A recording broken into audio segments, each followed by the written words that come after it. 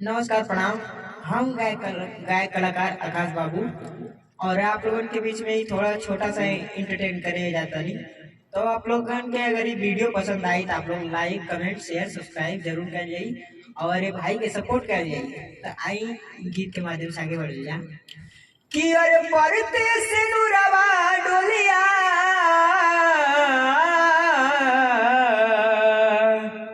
और परते से नुरवा डोलिया उठे नई हर से आखिरी विदाई होला बोलमुए के घर से आखिरी विदाई होला अरे शुरू होला जिंदगी भले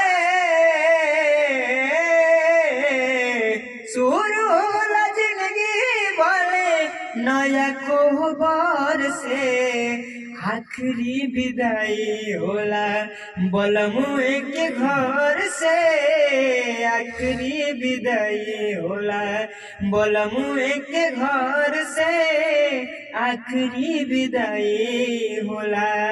ये हमारे बड़े भैया नीलकमल जी गाए हैं और ये हमारे वाले कैसा गाना लग रहा है आप लोग जरूर कमेंट करके बताइए और इस भाई को सपोर्ट कीजिए और सब्सक्राइब शेयर लाइक जरूर कीजिए।